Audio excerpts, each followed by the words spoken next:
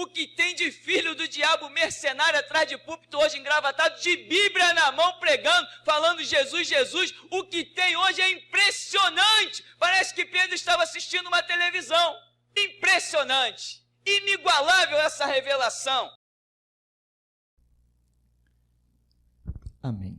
Livro do profeta Daniel, capítulo 3, diz: Mais tarde o rei Nabucodonosor mandou construir uma imagem de ouro de 60 côvados de altura, 6 côvados de largura, isto é, 27 metros de altura e 2 metros e 70 centímetros de largura.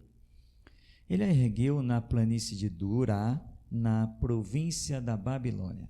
Então o rei Nabucodonosor mandou reunir os sátrapas, vice-reis, os prefeitos, os governadores, os conselheiros, os tesoureiros, os juízes, os magistrados e todos os oficiais das províncias para que viessem participar da dedicação da estátua que ele havia determinado que fosse levantada. E assim se ajuntaram sátrapas, prefeitos, governadores, conselheiros, tesoureiros, juízes, magistrados e todas as autoridades das províncias. Todos eles vieram e cooperaram na consagração da imagem que o rei Nabucodonosor mandara erguer, e reverentemente ficaram em pé diante dela.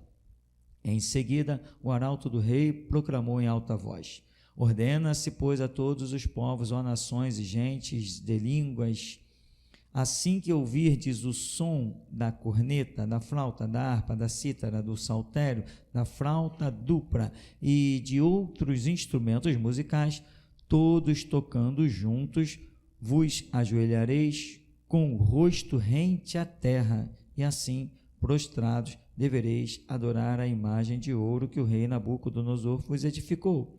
No entanto, qualquer pessoa que não se prostrar com o rosto em terra e não adorar a estátua será imediatamente atirado numa fornalha em chamas. Sendo assim, logo que ouviram o som da corneta, do pífaro, da cítara, da harpa, do saltério e todos os demais instrumentos musicais, todo indivíduo de povo, nação e mesmo pessoas estrangeiras de outras línguas e culturas prostraram-se em terra e adoraram a imagem de ouro que o rei Nabucodonosor fizera.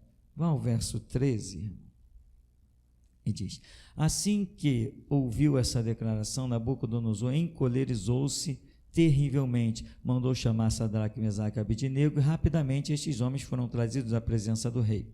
Nabucodonosor lhes questionou: Sadraque, Mesaque e Abednego, é mesmo verdade que não cultuais a meus deuses, nem adorais a estátua de ouro que edifiquei? Pois de agora em diante ficai atentos, quando ouvirdes o som da corneta, da flauta, da harpa, da cítara, do saltério, flauta dupla, de todos os demais instrumentos, entoando suas músicas, melhor será imediatamente que vos prostreis e adorareis a estátua que fiz. Daí, pois, ouvidos, e esta advertência, pois será bem melhor, se não prestardes o vosso culto à imagem de ouro, sereis atirados sumariamente numa fornalha em chamas. E vos indago: que Deus poderá livrar-vos das minhas mãos? Então Sadraque, Mesaque e Abednego responderam ao rei: ó Nabucodonosor, não precisamos defender-nos diante de ti. Se formos condenados por isso e lançados na fornalha de fogo ardente, o nosso Deus, a quem cultuamos, pode livrar-nos, e ele nos livrará das tuas mãos, ó majestade. Contudo, se ele não nos livrar, fica sabendo, ó rei, que não cultuaremos aos teus deuses, tampouco adoraremos a estátua que ergueste. Diante disso, Nabucodonosor ficou tão enfurecido que o seu rosto transfigurou-se em ódio e deu ordens expressas para que a fornalha fosse aquecida 7 vezes mais que o costume. Amém. Vamos poder sentar. Você conhece essa história, só elucidei aos seus ouvidos algumas passagens. E o que existe nisso aqui? O que existe, irmão, é uma história de conflitos. Em tudo quanto Deus intentou fazer sobre a terra, sempre existiram histórias de conflitos, mas são conflitos e vitórias. Porque quem morre pelos projetos de Deus, nós sabemos muito bem que não morre. Sabemos que há uma vitória. Isso é bem marcante. E o que acontece aqui? Nabucodonosor, um rei, um ditador, achou que todo mundo tinha que obedecer a ele cegamente. É bem a visão dos governos, né? Aumenta só um pouquinho. A visão dos governos é exatamente essa, que todo mundo tem que fazer o que eles querem. Ou seja, entra no Congresso Nacional, alguém vem com uma lei, né? Um esperto, uma lei que lhe agrada, na maioria das vezes, leva para o Senado, se não me falha a memória, não entendo nada disso, votaram. Agora é lei. Ora, agora é lei. Né? Hoje nós temos vários absurdos na nossa sociedade, temos um tal de feminicídio. Que isso? Eu estava olhando aqui, aquilo é absurdo. Feminicídio é um crime à parte, não é simplesmente um assassinato de uma mulher. Não, criaram toda uma situação e coloca a pessoa que matou uma mulher, coloca como ela sendo uma pessoa de contínuo ódio contra as mulheres. Isso não é real. Isso não é real, porque o camarada brigou com a mulher dele, sei lá, amante, o que era lá das quantas, ia se separar, não aceitou a separação, aí perde a cabeça, enche a cara de cachaça, de maconha ou de cocaína, sei lá do que, aí perde a cabeça, matou a mulher. Aí é feminicídio. Quando você vai ver o que é feminicídio, é como se aquele homem tivesse nascido com ódio de mulher. Não é real, a nossa sociedade é louca. E aí, porque o homem tinha um contínuo ódio contra a mulher, a pena dele é agravada e não sei o quê. Pelo simples fato dele matar, a pena dele já tem que ser máxima, seja ela qual for que se imagine. Mas a lei em si é absurda, é sem sentido nenhum. E se tem um negócio para a gente contemplar absurdo, se chama Sistema Jurídico Mundial. É uma bandalheira que não tem mais tamanho, é horrendo. Então, a nossa sociedade é cheia de loucuras, e Nabucodonosor também achou, não, eu vou criar aqui um boneco, sei lá, é de ouro, né? Um boneco de ouro, tem instrumento aí, tocou a música, todo mundo tinha que botar o rosto rente ao chão, para a cidade, ouviu, usa o instrumento que for, ouviu o som, para tudo, todo mundo, cara no chão, para reverenciar a estátua de um homem. É uma coisa que entra na cabeça dos seres humanos, que é uma loucura. Por isso, dizem alguns historiadores, que Roma, quando estava bem intencionada, Roma dominou os povos, mas ela não veio para matar os povos, ela queria dominar, tributar, e tem alguns filmes interessantes que falam algumas coisas, inclusive aquele muito famoso, O Gladiador, tem detalhes ali que alguns se perceberem. A Roma não queria matar os outros povos, não, ela queria organizar os outros povos, ela queria fazer um grande estado, tipo um domínio mundial organizado, era isso que Roma queria fazer. E ela, automaticamente, como todo governo faz, você não paga tributo. Os que estavam sob o domínio de Roma também pagavam tributo. Você paga tributo, não paga?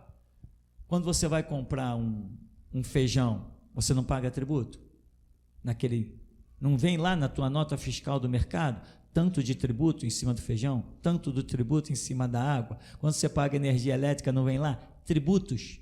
Tu paga a energia elétrica e ainda paga tributos. Você já reparou, já leu a sua conta? É assim que fazem os governos. Eu não sou contra pagar tributos. Como é que vai se colocar os calçamentos, né? Como é que vai se colocar os canos d'água, as bombas? Isso requer manutenção. Não sou contra pagar tributo, mas eu sou contra a exploração que são os tributos. Isso eu sou contra. Os tributos, mas não dá, está faltando dinheiro. Ora, parem de roubar, que dá. Para de roubar que dá, faça-me o favor. Quantos são no Brasil? Chegamos aqui a 240 milhões de habitantes. Para de roubar, é muita gente pagando tributo, gente, que isso? É só parar de roubar. Então, Nabucodonosor vem e tributa, mas Roma, como eu dizia, para evitar esses problemas estilo Nabucodonosor, o que Roma criou? O Senado. O Senado era uma forma de Roma tirar o poder absoluto do imperador, porque senão um homem só, com o poder do exército romano, o que deu na cabeça do louco, ele ia lá e fazia. Não, ele dependia de uma votação no Senado para que o exército se mobilizasse, para que as coisas acontecessem. Então Roma foi, segundo alguns historiadores, a inventora do Senado, né? Menos mal, o Senado tem bloqueado a loucura de muitos malucos. Já pensou se não tem um Senado quando Luiz Inácio Lula da Silva, assaltante, ladrão, descarado, subiu ao poder? Tu já pensou se aquele homem não fosse detido por um Senado? Qual era a intenção dele? Implantar o comunismo no Brasil. Agora nós estávamos todo mundo, a sociedade estava toda sendo massacrada pela praga maldita do comunismo.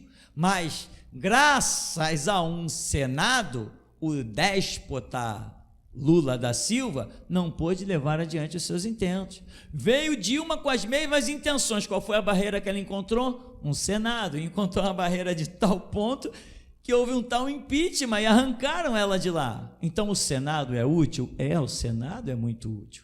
Não precisaria Senado, irmão, se eu estivesse no poder. Eu não preciso de Senado. Eu sou o Senado, né? Você é o Senado, porque nós temos regra, nós tememos a um Deus. Nosso objetivo é simplesmente fazer o bem e não explorar ninguém para se engrandecer no suor de ninguém. Então nós não precisamos de nada para nos refrear, e é assim que será no milênio. Seremos uma autoridade tremenda. Somos nós que vamos dizer, não haverá tribunais no milênio. Nós vamos chegar e dizer assim: que é isso aí? O que houve? Não, assim, ó, pode prender. Ah, mas e o julgamento? Já está julgado, pode prender. Assim vai ser no milênio. Eu quero vir no milênio. Jesus já me prometeu: tu voltarás no milênio. Opa! Eu me amarro em justiça, irmão. Se tem uma palavra que me deixa fascinado, que traduz algo dentro de mim tão impactante, é justiça. Essa palavra, se eu pudesse pegar ela, eu comia. Se fosse algo palpável, eu comia, de tanto que eu sou apaixonado por justiça. Eu só encontro sentido na vida porque eu sei que o último martelo a bater é do Todo-Poderoso. E haverá justiça. Se nós não tivéssemos a convicção plena, se eu não tivesse a convicção plena de que haveria uma justiça, irmão, eu não seria crente, eu não seria nada, eu nem sei o que eu seria. Acho que eu me recusava até a nascer. A justiça é que dá sentido à minha vida. Não sei o que dá sentido à sua vida. A minha vida, ela tem sentido pela justiça. Então o ditador Nabucodonosor cria lá o seu sistema e lá vai o povo tendo que se curvar àquela situação. E aquilo virou o quê? Como em toda a história, tem lá um grupo que conhece um Deus, Sadraque, Mesaque, Abednego, tinha judeus que tinham sido deportados, eles conhecem Deus, nós não nos curvamos a estátuas. O entendimento deles era outro, não, nós nos curvamos a Deus. Chama esses caras aqui. Tinha uma turminha lá de fofoqueiro, né? Que foi lá dizer: rei, sabe aqueles judeus? Inclusive aqueles que tu colocou lá na província, Sadraque, Mesaque e Abednego, que são teus funcionários, que eles eram funcionários do rei, mas não se curvavam aos caprichos do rei. Então lá eram os melhores funcionários, o trabalho deles não tinha falta de nada, eles não roubavam o rei em nada, mas quando a coisa entrou em choque com a fé deles, eles largaram de mão o trabalho e tudo, e não, da nossa fé a gente não abre mão. Tem que ser assim, irmão. Tem que ser assim. Deus honra quem não tem medo de passar fome.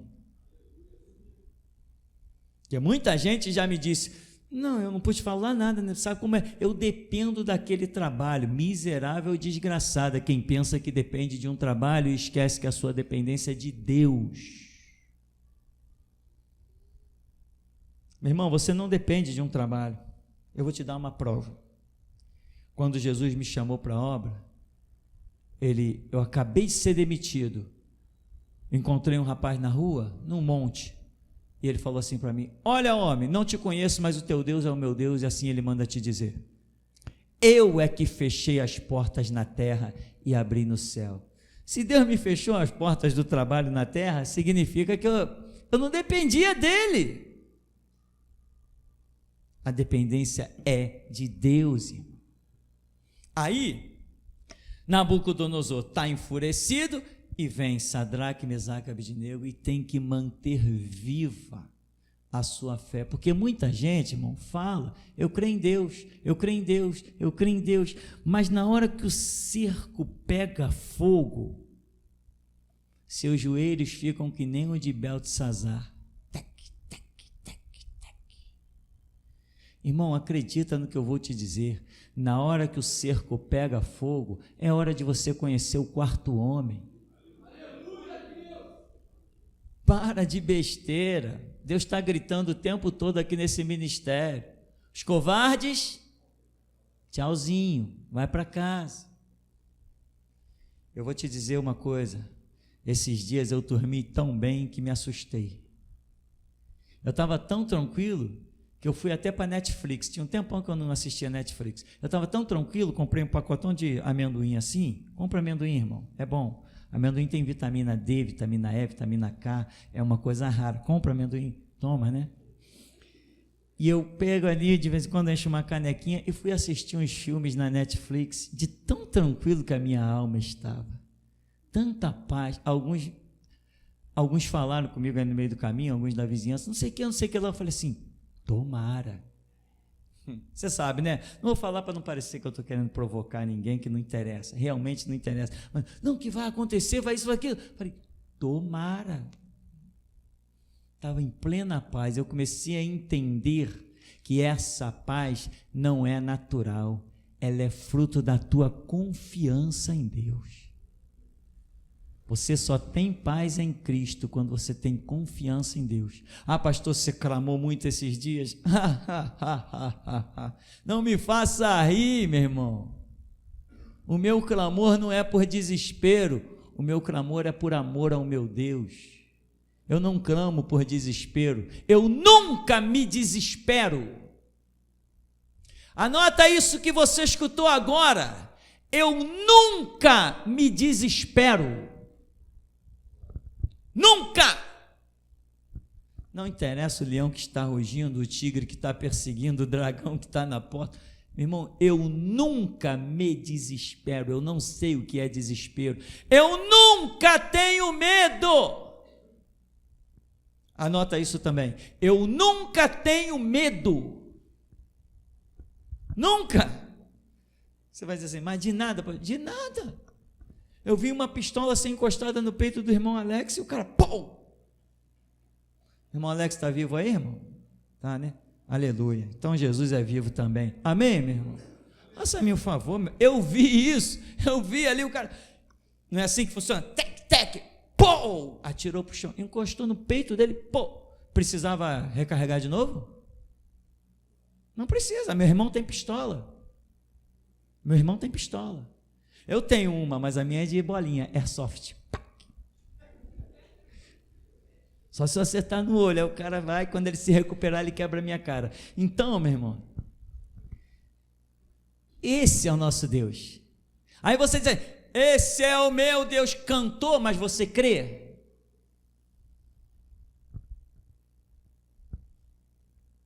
O Alex entende um pouquinho de arma, ele sabe o que aconteceu com ele. Mas Deus não tinha falado, olha, irmão, estou vendo um anjo aí forte no teu lado, e naquele dia tu vai saber que eu enviei o meu anjo. Então, meu irmão, faça-me um favor, agora, os conflitos são inevitáveis. Quem começa os conflitos? Irmão, os conflitos é o choque entre as trevas e a luz, isso é natural, não adianta querer fugir disso. Todas as igrejas estão em paz por aí, por quê? Porque elas não são igreja, porque a igreja não convive com o mundo. O que o apóstolo João diz? Aquele que se constitui amigo do mundo, faz-se... Vou dizer o quê? Se eu creio na Bíblia como palavra de Deus. Agora, nós estamos buscando guerra? Não, mas virão buscar guerra conosco? Claro, meu irmão. É claro, as pessoas ficam ofendidas. Eu estava hoje falando para o homem da corregedoria da guarda municipal, eu estava falando, Deus me deu uma palavra lá que a coisa ficou, tremeu, eu senti até minha alma tremer.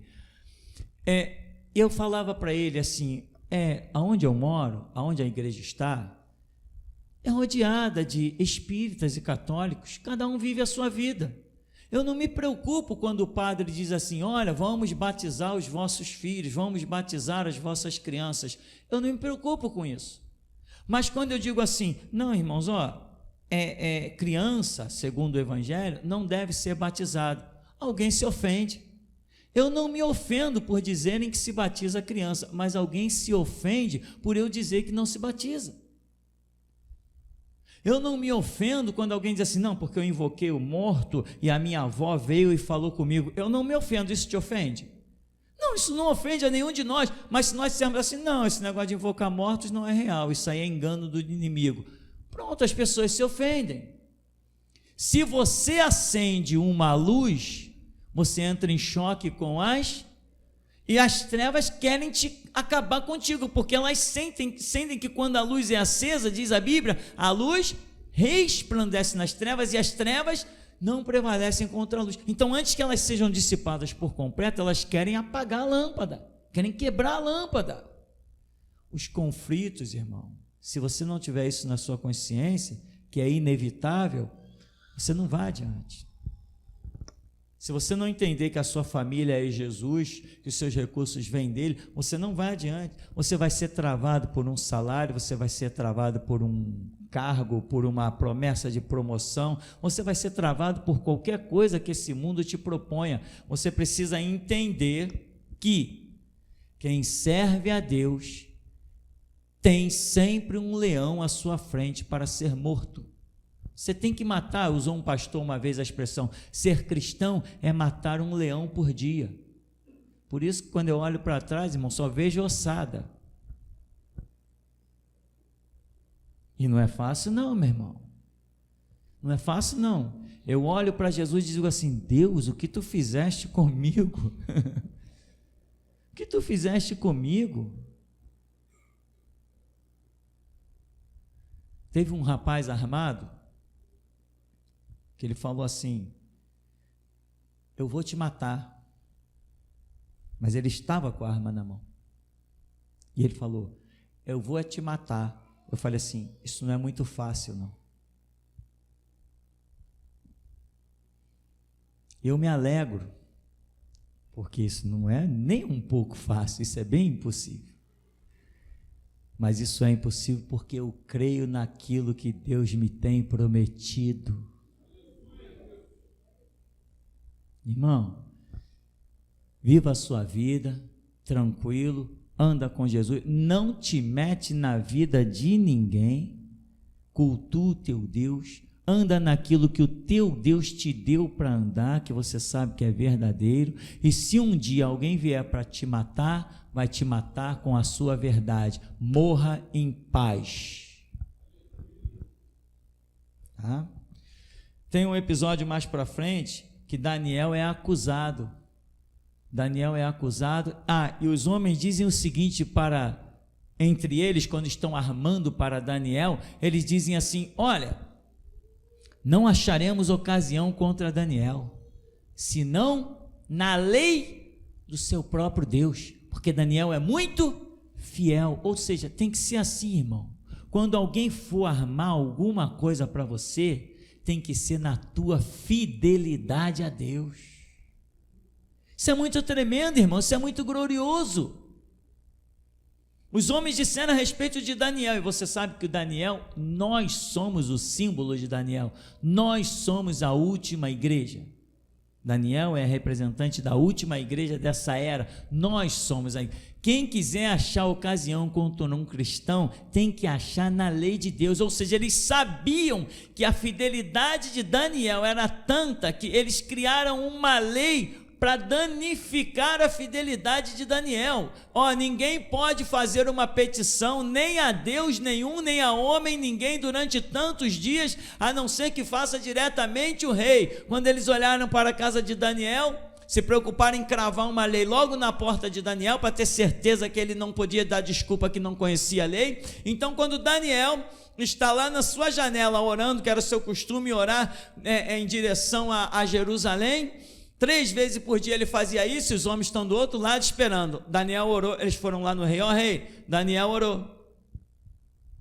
Então, lá vem conflito, um conflito porque Daniel estava orando, e o rei, que se considerou traído pelos seus auxiliares, que criaram uma lei que ninguém poderia sequer orar a Deus, qualquer petição teria que ser feita a um rei. Irmão, o mundo é assim, cheio desses absurdos.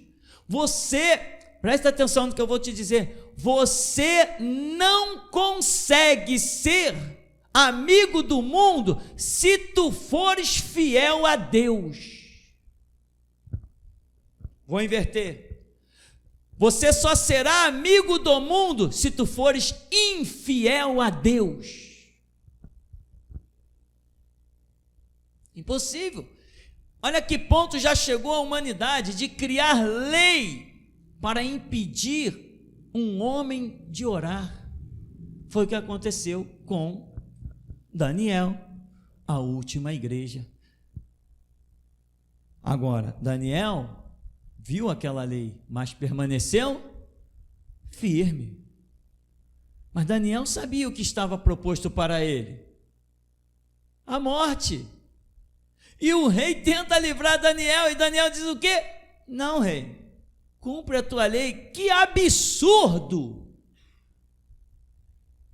É uma consciência tão grande de um homem que teme a Deus, que ele, não, eu quero ir ao extremo, eu quero experimentar o extremo disso aí, eu quero ver o quanto a minha fidelidade é honrada.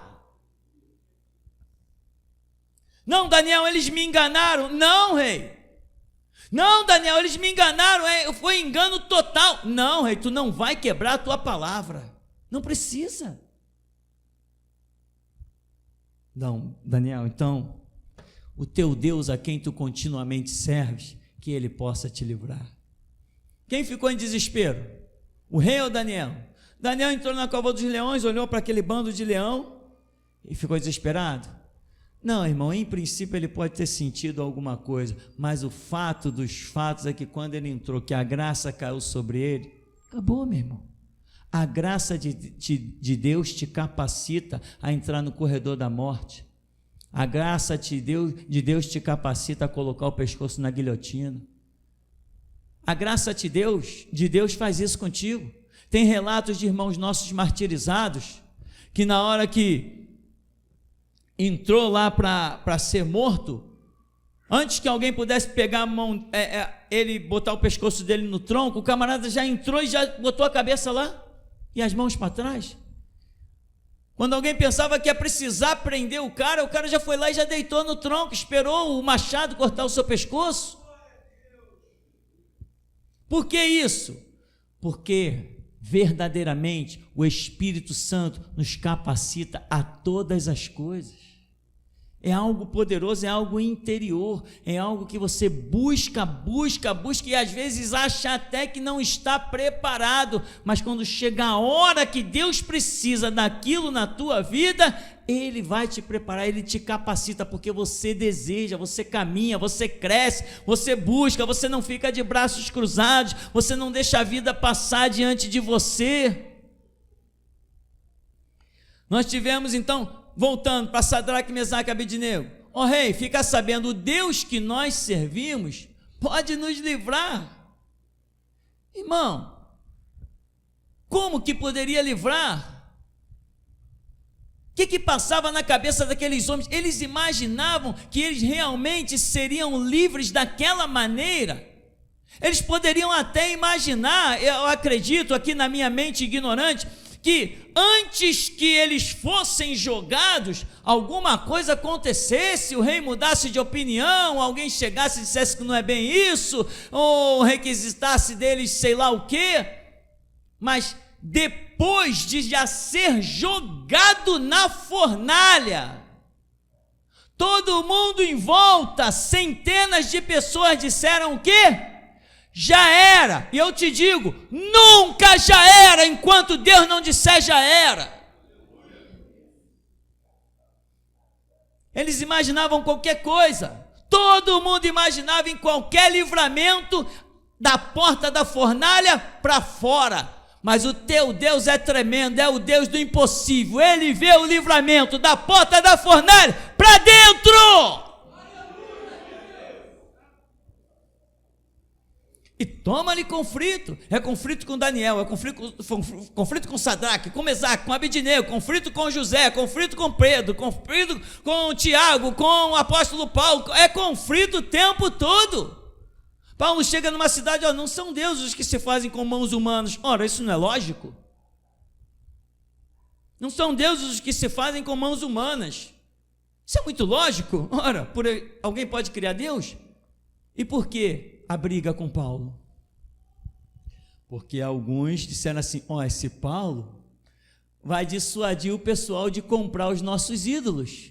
O nosso ofício vai cair em descrédito, nós vamos ficar pobres, nós não vamos mais vender as estátuas de Diana. Esse é o problema. A verdade desbanca muita gente. Muita gente não quer a verdade porque vai ser desbancado. Então os conflitos. Falou a verdade, pode se preparar. Lá vem guerra. Você tem consciência disso, irmão? Falou, eu vou dizer até uma coisa aqui, tem pessoas aqui que ainda desfrutam de final de semana com seus familiares, com o irmão, com o papai, com a mamãe, tem pessoas aqui dentro que ainda desfrutam dessa convivência familiar, simplesmente por um fato, porque não fala a verdade. Você estaria pronto para ouvir isso? Para o profeta vir aqui na frente te apontar, você aí, você é amigo dos seus parentes porque você não fala a verdade. Porque tem gente aqui que está assim, está nessa condição, já era para ter rompido com todo o laço familiar. Mas eu vou ficar sozinho. Quem tem Jesus fica sozinho? Nunca vi desamparado o justo, nem a sua descendência mendigar o pão. Quem tem Jesus fica sozinho? Aonde? Me aponta quem já foi abandonado por Jesus no meio da estrada. Quem as suas asas não foi socorro e refúgio suficiente, esconderijo bem guardadinho. A quem ele deixou de dizer, aquietai-vos, saber que sou Deus, serei exaltado entre as nações, serei exaltado sobre a terra. Muita gente aqui ainda tem paz com a família, meu irmão, porque não fala a verdade. Deixa passar, deixa para lá. E às vezes nem sequer defende um irmão, nem sequer defende o próprio ministério, a própria visão ministerial na vida de muitos não está sendo defendida. Por quê? Porque se defender, vai ter problema com os seus familiares, com a sua casa. Quando você entender que a sua dependência é de Jesus e não dos seus laços familiares, você vai perder a família e vai encontrar uma família bem mais tremenda. Quando você romper com a tua família da terra, você vai encontrar um irmão chamado anjo, arcanjo, querubim, serafim. Você vai encontrar vários irmãos que não são desse mundo, mas quando tu romperes com a família deste mundo. Muita gente não desfrutou isso. Tem gente que Deus quer fazer a obra na sua vida, mas ainda está presa a coisas desse mundo que não tem sentido. Irmão, põe na tua cabeça o seguinte: Jesus está ali no tribunal e alguém diz assim, és tu o filho de Deus? Ele precisava dizer? Muita gente já não tinha perguntado e ele virou as costas. Quem és tu? Tu és blá. Jesus não saía, não deixava falando sozinho. Mas ali Jesus vem e diz assim, sim, eu sou. Mas sabia que iam matá-lo. Ora, mas ele já ansiava por isso. Ele diz, um cálice eu tenho para beber, e como me angustio até que se cumpra. Ele estava falando do cálice da sua morte. E ele, Pai, glorifica-me junto a ti, com aquela glória que tínhamos antes que o mundo existisse. Aí uma voz ecoou, eu já o tenho glorificado e o glorificarei ainda mais. Jesus está ansioso para morrer, porque o Pai disse, eu tenho glorificado, mas o glorificarei ainda mais, além do que tu já recebeste. Sim, eu sou o Filho de Deus. Aí todo mundo blasfemou, é digno de morte. Jesus falou: beleza, estou esperando isso aí. Eu sou o grão de trigo, eu preciso cair nessa terra para dar fruto. Não existe líquido mais poderoso para regar as sementes do que o sangue de Cristo. É por isso que nós estamos aqui. Não fomos regados com qualquer sangue, fomos regados com o melhor. O melhor sangue, o sangue puro, o sangue justo, sangue inocente. Só serve esse para o Evangelho. Moisés chega diante de Faraó e tem um conflito de interesse muito grande. Deixa sair o meu povo. Imagina, olha o tumulto que Moisés foi causar, irmão. Você viu o que aconteceu, né? Você viu, né? Você viu pela escritura, vê nos filmes, vê nos documentários. Você vê que tumulto que Moisés causou. Quem estava certo, Moisés ou Faraó? No ponto de vista de muitos historiadores, isso é fantástico. Sabe quem estava errado? Moisés. Os caras chegam e dizem assim: que história louca, o povo já estava lá, tranquilo, comendo, bebendo, com as suas choupanas, com a sua casa. 430 anos aquele povo estava lá, e o Egito todo organizado. Apareceu esse tal de Moisés e destruiu tudo. Milhares de arquitetos egípcios, milhares de pessoas da engenharia, milhares de pessoas com alto conhecimento em várias áreas da sociedade foram mortas, ficaram sem nada. O Egito ficou sem recurso, e muita gente diz: olha o que Moisés fez. 430 anos aquele povo estava lá tranquilo, acomodado. Vem esse Moisés e causa esse caos. Por que o caos? Porque, irmão, tem coisa que Deus quer mudar, amém? E aí surge um conflito de interesse. Como é que uma dinastia, um império que tem escravos, 1 milhão de escravos, há 430 anos, teve um historiador que falou em 5 milhões terem saído do Egito. Eu vi um historiador falando que foram 5 milhões de pessoas que saíram do Egito. 5 milhões. Como é que uma dinastia que tem 5 milhões de escravos vai querer abrir mão disso? Mas Deus tem projetos, e às vezes Ele não só muda os tempos e as estações, às vezes Ele quer também mudar a vida de um ser humano. E quando Ele quer mudar a vida de um ser humano, tirar a sua escravidão, não as suas correntes, mas libertar o seu entendimento, Ele não quer saber do império que está de pé. O seu projeto vai se cumprir. Quem tiver que viver, viverá. Quem tiver que morrer, morrerá. Mas Deus será honrado. A sua palavra, como Ele diz, a palavra que sai de mim não volta vazia, mas cumprirá aquilo que me apraz. Seca-se a erva e murcha a sua flor, mas a palavra do nosso Deus permanece para sempre. Que tumulto, dizem alguns. Moisés, que coisa discrepante. A vontade de Deus, muitas vezes, irmão, é discrepante.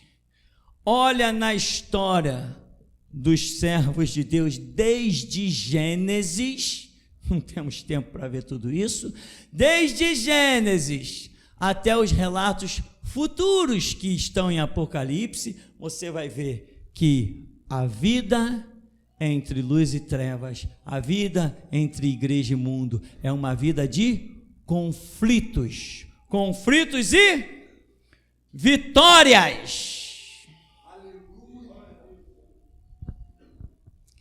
A perseguição foi implacável, os martírios, as arenas, e um dia pegaram um jovem Estevão e apedrejaram esse jovem, mataram ele. Coitado, você precisa entender que você nunca, com Jesus, partirá dessa terra, nem um segundo antes da hora. Qual é a prova que era a hora de Estevão? Porque ele diz que eu vejo os céus abertos e o Filho de Deus de pé.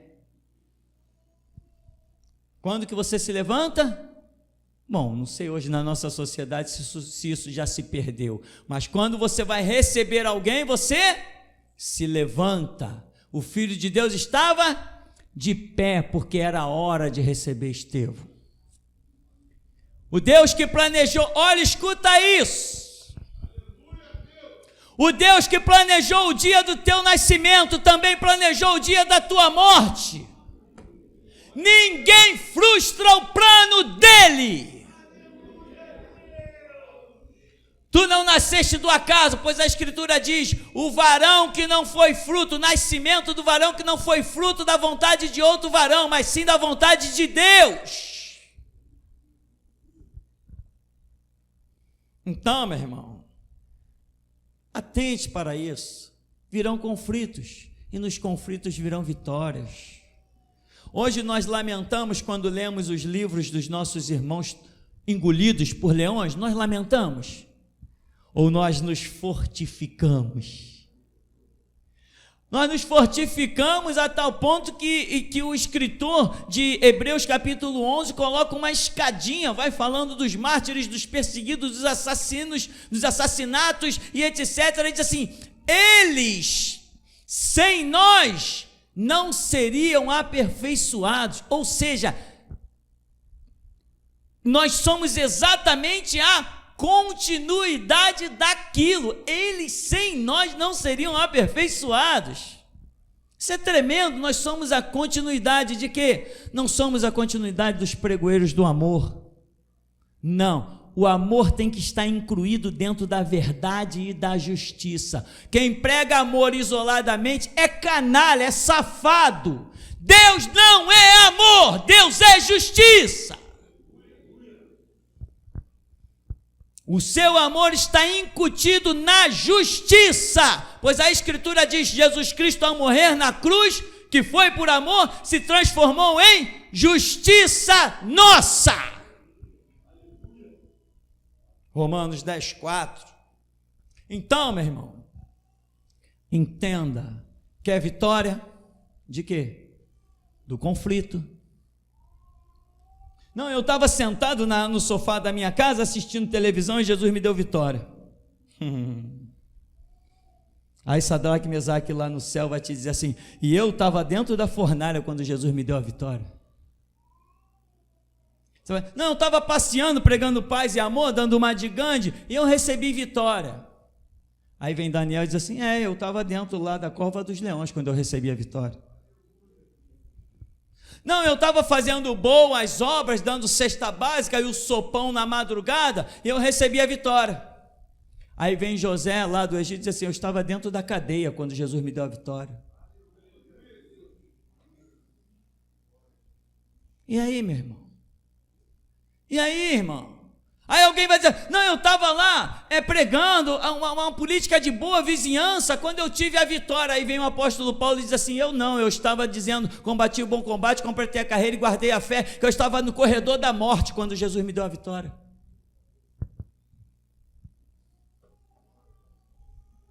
Não adianta, meu irmão.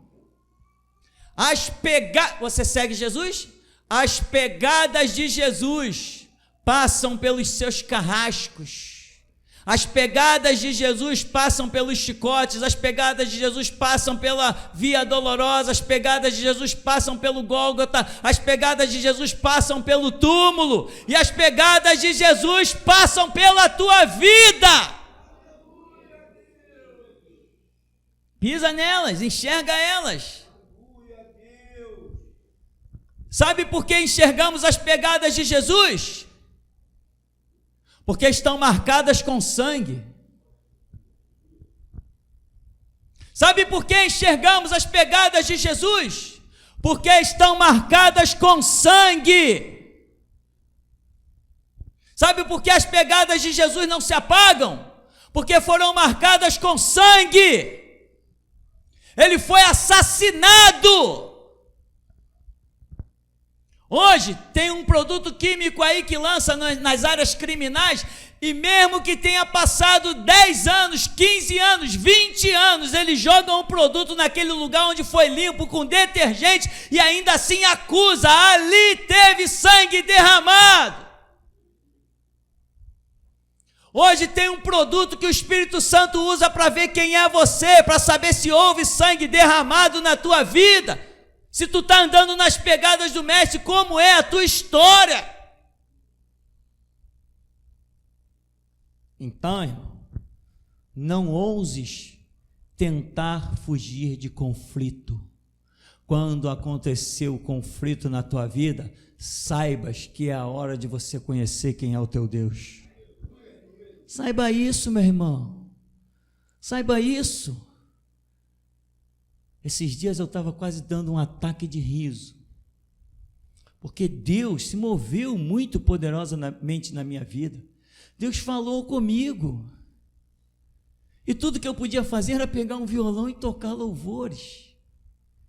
Tudo que eu podia fazer era isso. Comecei a escrever músicas, comecei a tirar músicas, e fiquei que nem Maria. Minha alma engrandece ao Senhor, meu espírito se alegra em Deus, o meu Salvador, pois com poder tem feito grandes coisas, e com misericórdia demonstrado amor. Pois o Senhor Todo-Poderoso atentou na baixeza do seu servo, e desde agora todas as gerações saberão quem é geração Jesus Cristo.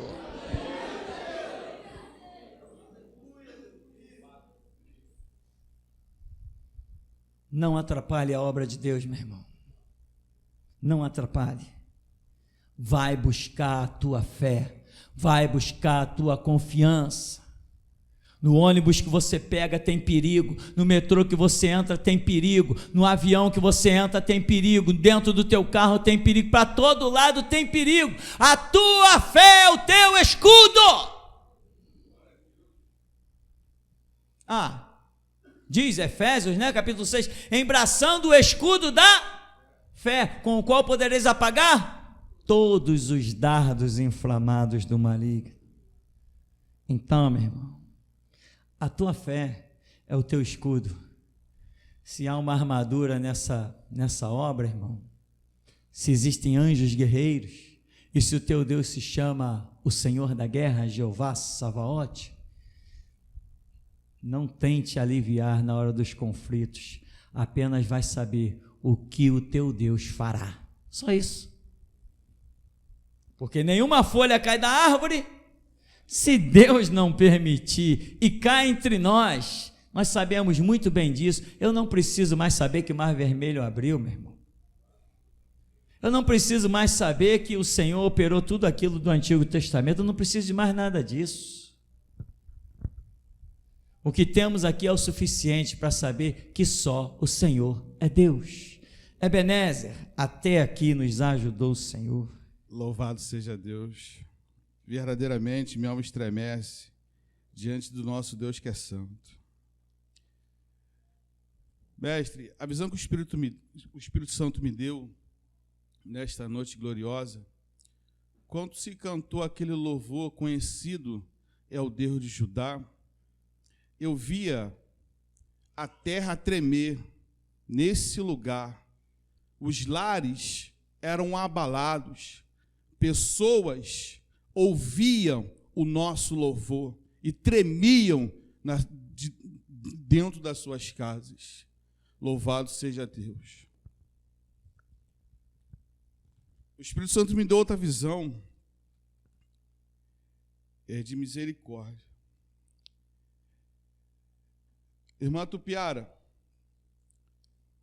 eu via você, irmã, sair de dentro de um leprosário, e você saía e voltava, saía e voltava.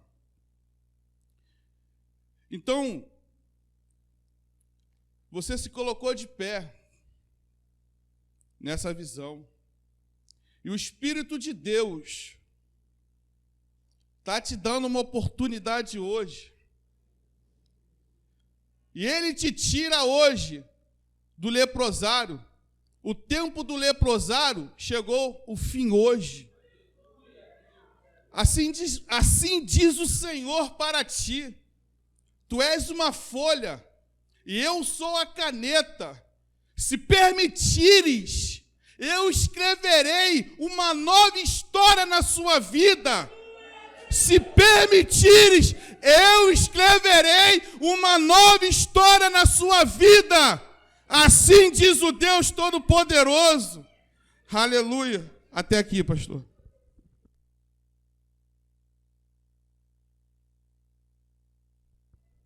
Irmão Marcos, tem algo de Deus? Não.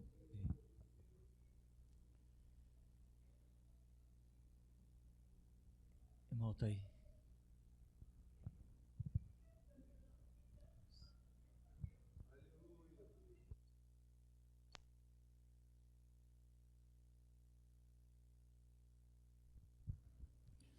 Aleluia. Louvado seja Deus. Michel, eu vi um anjo, irmão, quando você estava tocando, ele ficou parado na tua frente, ele tinha um livro na mão, ele ficou um tempo parado, observando você tocar, e ele anotou algo nesse livro e foi embora. Depois, mestre, esse mesmo anjo se dirigiu ao irmão Reinaldo. Ficou também um tempo, ficou olhando o Reinaldo tocar ali o pandeiro durante um tempo. Anotou e também foi embora. E fez a mesma coisa comigo. E ele ficou o tempo que ele ficava, até na hora eu fiquei um pouco assustado, porque ele não saía, ele ficava anotando. E, na realidade, ele estava vendo se nós estávamos fazendo direito. Eu entendi isso na visão.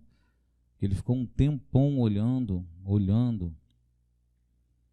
né? E creio que requer de nós a maior dedicação nos treinamentos.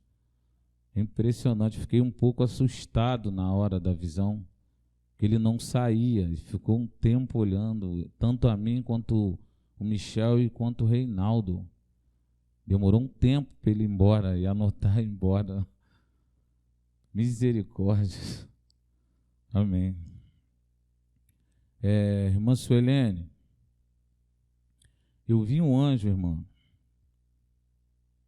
Eu vi que ele passava por mim, né? Eu não via quem estava atrás e era você que ele estava procurando. O interessante, Suelene, que esse anjo, eram 2 anjos. Um tinha uma rosa branca na mão e o outro que estava atrás era o que dava a ordem a ele entregar. Interessante, irmã, que ele te procurou, não aí, ele te procurou do lado do irmão Paulo Sérgio. Achei interessante que o anjo passou e foi do lado do irmão Paulo Sérgio, olhou do lado dele, procurou você do lado dele. Então o anjo que dava a ordem retornou e mandou a te entregar essa rosa branca. Amém. No momento dos louvores, mestre, ali no começo ali da oração e dos louvores, eu vi um grande furacão na igreja. Era um furacão mesmo, uma coisa absurda. Girava aqui, passava pelo meio da igreja, sendo que algumas pessoas, eu não vi quem, ficavam sem as vestes quando esse furacão passava. Interessante que eu via que o cabelo das mulheres voavam muito, eu olhava para o rosto dos irmãos, dava para ver a expressão no rosto, como se tremesse. E alguns irmãos permaneciam firmes mesmo no local, não era afetado. Mas teve poucas pessoas que nesse furacão perderam as vestes, ficaram completamente nus. E amém.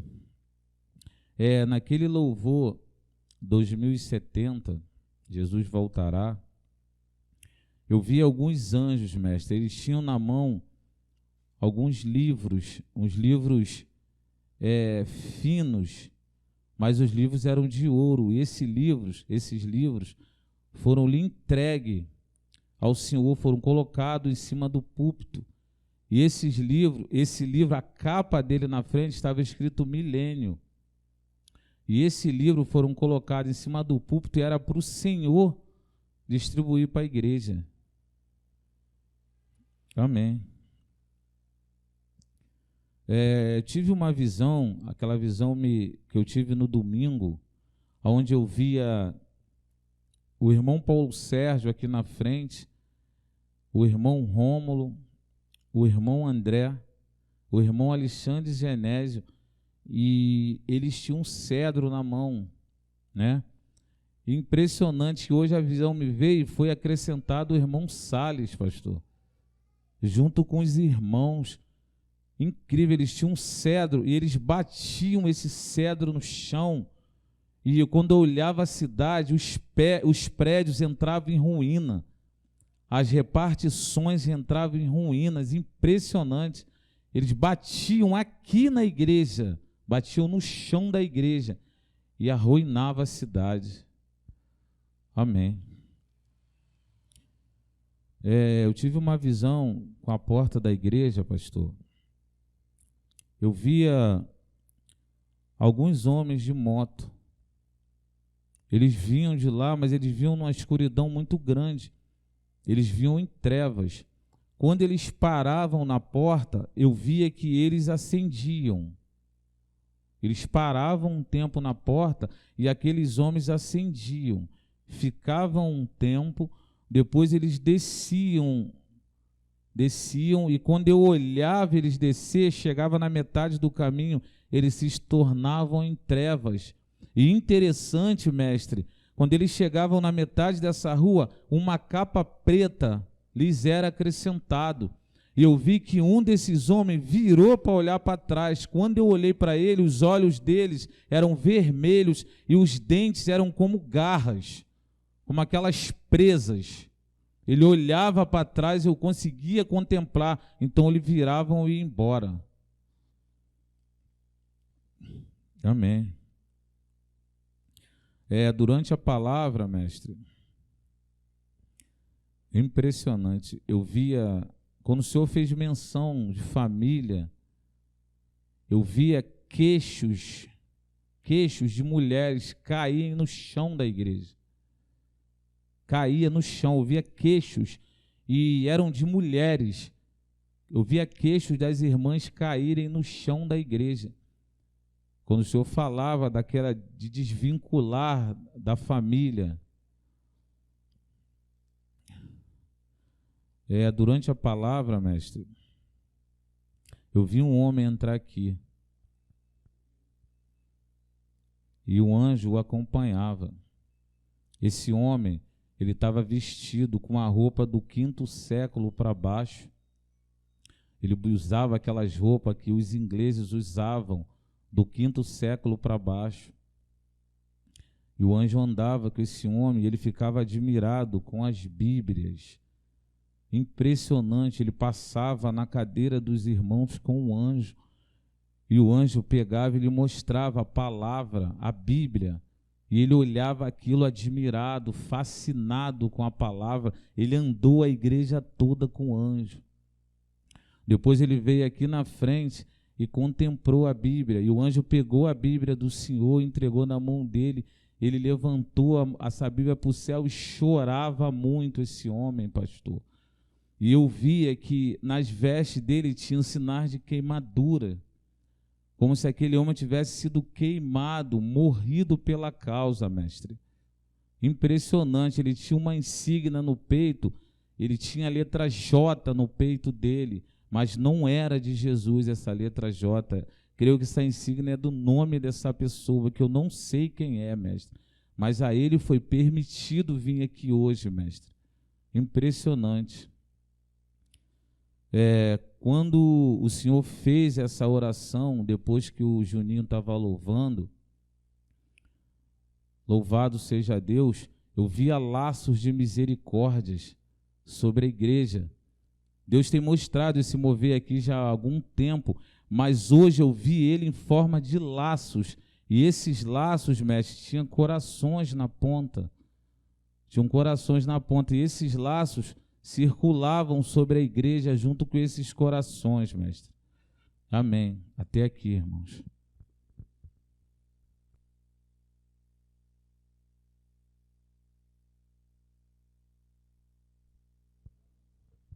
Davidson, tá aí? Irmão Davidson. Procurando sentado.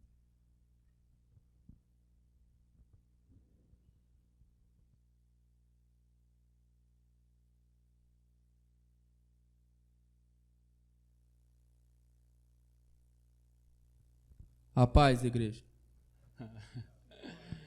Consegui.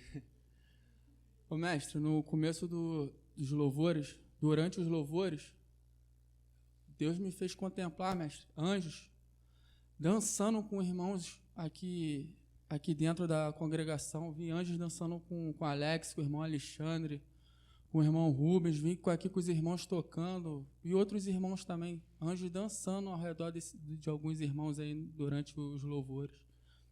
E assim que estava acabando o último louvor, para se iniciar a pregação, veio do céu, mestre, no auxílio de mão, uma espada do tamanho do púlpito.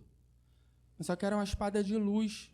Ela ficou do lado direito do púlpito e na frente dessa espada, na lâmina, estava escrito obediência.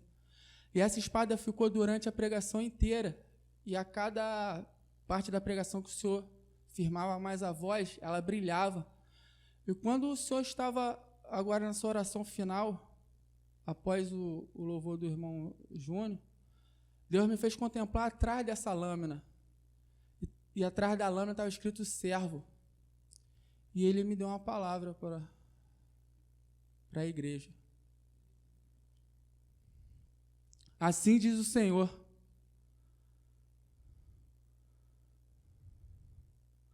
como poderei ser considerado o meu servo, se esqueceste a obediência ao meu sacerdote, ao meu número 1, ao meu filho amado? Assim diz o Senhor da geração de Jesus Cristo. Mestre, durante a pregação, eu vi a irmã, acho que é Vitória, né? Está atrás ali da irmã Célia, fazendo umas anotações. Eu fiquei olhando ali, ela fazendo anotações. Nas anotações dela, eu vi brilhar como se fosse ouro. Quando o irmão Júnior estava aqui louvando, mestre, Deus me fez atentar para a garganta dele, eu vi por dentro. E aonde vibra ali, para sair o louvor, as cordas vocais, elas eram de ouro, mestre. A cada momento do louvor, eu via elas brilhar como se fosse um ouro puro, um ouro raro. Até aqui, mestre.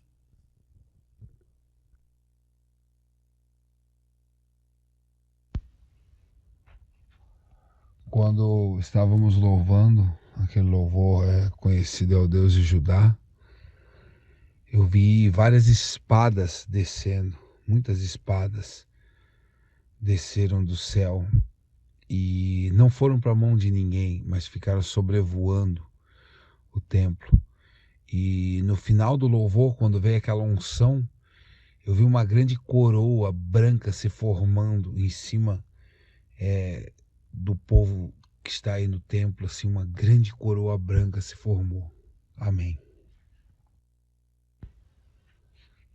Quando nós estávamos louvando e a câmera passou no irmão Samuel, eu vi um anjo colocando uma cúpula sobre você, irmão. E não é a primeira vez que eu tenho essa visão. Deus me fez ver isso novamente. O anjo colocando essa cúpula ao redor de você. E isso não quer dizer só proteção. Quer dizer que Deus tem algo muito especial com você. Muito especial, a ponto dele estar te separando. Assim diz o Senhor. Ele está te separando. Te separa, pois eu mesmo te separei para uma obra específica que eu tenho contigo no futuro. Tu é muito especial para Deus, irmão, muito especial para Deus. Deus coloca essa cúpula como proteção onde tu anda. Nada vai te tocar, porque Deus te protege, porque Ele tem uma obra muito especial contigo. Amém. tive uma visão de uma ampulheta. Essa ampulheta, ela sobrevoava o templo, mas quando eu olhei ela estava envolta em trevas, e era uma ampulheta muito nova, ela brilhava assim com aquele vidro novo, como se fosse uma ampulheta muito nova, mas a areia dela estava no fim, estava acabando, estava passando os últimos grãos na visão, e eu vi acabou o tempo dessa ampulheta. E essa ampulheta é a vida de alguém, mas o Senhor não me mostrou de quem. Amém. Quando o Senhor, mestre, falou a que ponto chegou a humanidade de criar uma lei para impedir um homem de orar, nesse momento eu vi uma navalha passar sobre a terra, e a terra se cortava como uma carne, como se ela fosse uma carne humana. Assim eu vi a terra cortada e sangrando, bem no momento que o Senhor falou essa palavra. Amém. Eu tive uma visão, eu vi uma águia, e a águia nas suas asas, ela descia, e ela botava as asas assim para frente, e em cima das asas dela tinha uma coroa, e ela veio com essa coroa assim, e coroou o Senhor. Ela soltou essa coroa assim na cabeça do Senhor. Eu não sei se eu vou conseguir explicar o que eu senti nessa visão, mas a igreja do Deus vivo, a igreja que ainda está de pé, simbolizando a águia, né? Essa igreja que simboliza, a única igreja que simboliza a águia, não só do templo físico, mas toda a igreja que simboliza a águia, ela coroa o Senhor, ela tem o Senhor acima de tudo como um rei nessa terra. E Deus me mostrou isso nessa visão, que a igreja coroou o Senhor como rei. Verdadeiramente o Senhor é coroado no coração de muitos. De muitos, eles têm o Senhor acima de tudo, mestre. Acima de tudo nessa terra. Eles têm o Senhor como um rei. O Senhor é um guia muito grande para esse povo. E essa águia vinha e coroava. E realmente esse é o sentimento que eu tenho também na minha vida pelo Senhor. E que muitos têm. Muitos não, todos que são igreja verdadeira, coroar o Senhor como rei. Amém. No momento em que o Senhor ministrava sobre guerra, sobre familiares, um anjo desceu com 3 espadas pretas que foram entregues para a guerra contra familiares.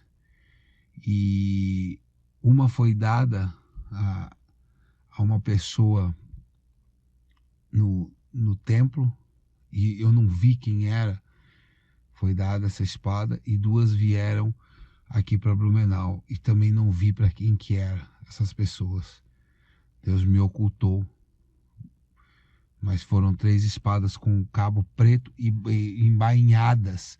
Essas pessoas vão ter que desembainhar essa espada. Assim diz o Senhor: as espadas estão aí, quem as aceitar que as peguem, pois assim digo eu, as espadas estão aí, e não tem para ninguém determinado. Quem as aceitar que as pegue, pois eu posso multiplicar as espadas ainda no meio de vós.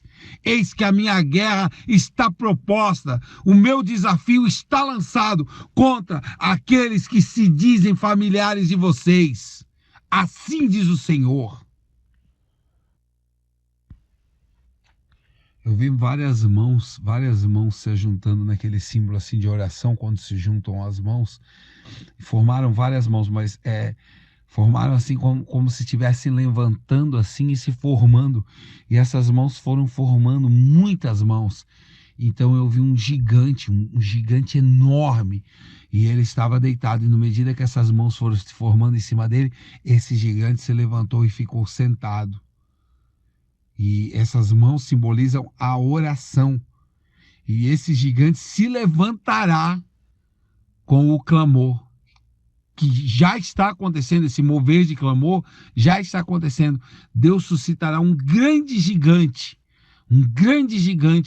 com esse clamor que está acontecendo.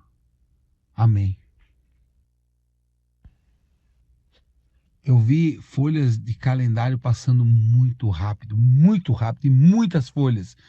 Se passaram assim muito rápido, e passaram muitas folhas. E quando ela parou no número 18. Amém.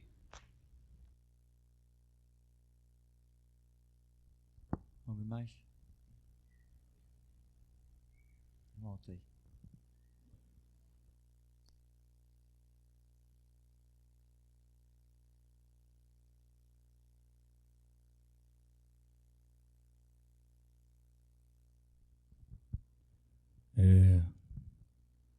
Só para ressaltar que a visão que o irmão Davidson teve, viu os anjos dançando, na minha quarta visão, que também está anotado, pastor, eu via naquele momento do louvor, os anjos, eles saltavam aqui mesmo, eles dançavam, né? Eu não via como o irmão viu ele dançando com os irmãos, mas eu via eles com espadas na mão, e eles dançavam na hora dos louvores, eles saltavam pela igreja o tempo inteiro. Irmão Eduardo, eu vi um anjo, irmão, esse anjo para na tua frente, ele tem um livrinho de louvores, e ele quer te entregar esse livro, irmão, né? Porque Deus pede um envolvimento maior do irmão nos louvores. E quando o irmão Rômulo falava da espada de Cabo Preto, eu vi essas espadas, ela ia em direção à irmã Paula Santana, à irmã Elaine, à irmã Vânia, à irmã Renata e à irmã Daniela. E essas espadas estão na frente de vocês, mas é vocês que têm que pegar, irmãs. Amém, mestre.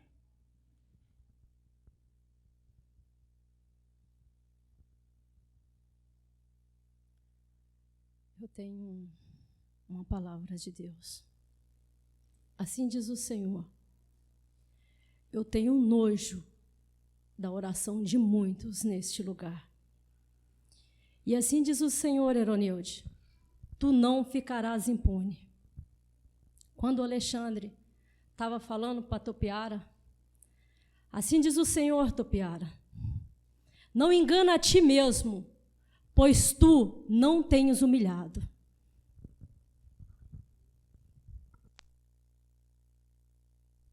Alexandre.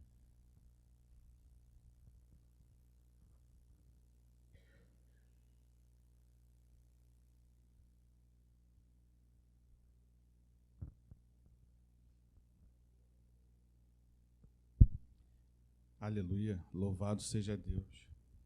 Pastor, o Espírito Santo me deu outra visão. Eu via um irmão lá no sul, onde o irmão Rômulo está, eu vi um anjo, e esse anjo mexia no coração desse irmão, mas ele mexia por trás das costas dele, até chegar numa veia do coração dele. Então essa visão cessou. Amém. Marcos.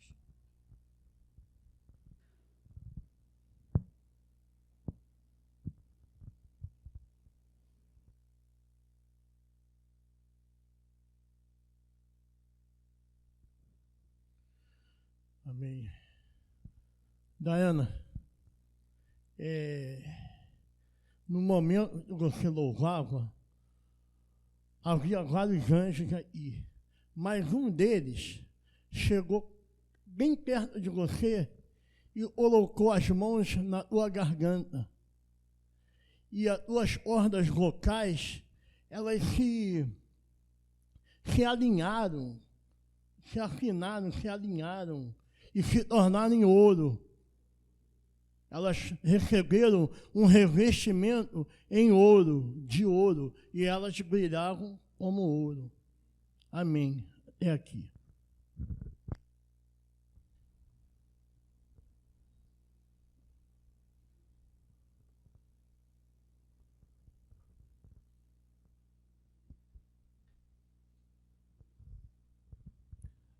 Mestre, o irmão do Sul, que o irmão Alexandre falou, é o irmão André. Quando ele falava, eu tive a mesma visão dele. E o irmão, irmão André, o nome desse irmão, onde o anjo mexia no coração dele. Louvado seja Deus, irmão. Amém, irmãos? Vamos ficar de pé, então? Você acha que Deus tem falado no meio do seu povo? O que você acha? Servimos a um Deus vivo? Cultuamos aquele que é santo, que é majestoso, que é verdadeiro? Você já tinha visto um Deus tão de perto quanto tens visto aqui? Quanto tens visto nesses dias? Então, leva tu contigo o nome de Jesus o Salvador. O devorador, o destruidor, está diante de nós todos os dias. Guarda a tua coroa, para que ninguém a tome.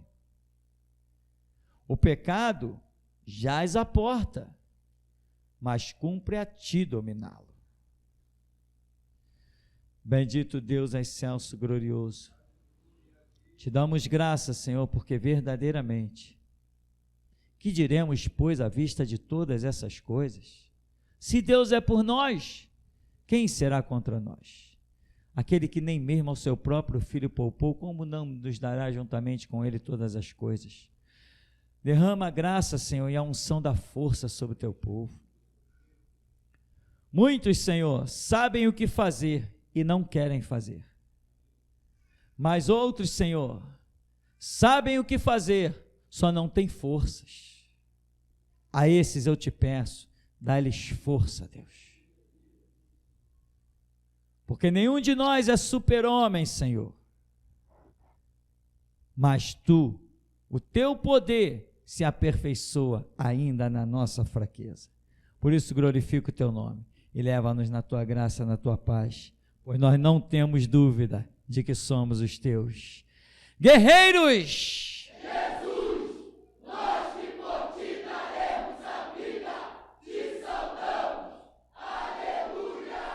Vamos em nome de Jesus.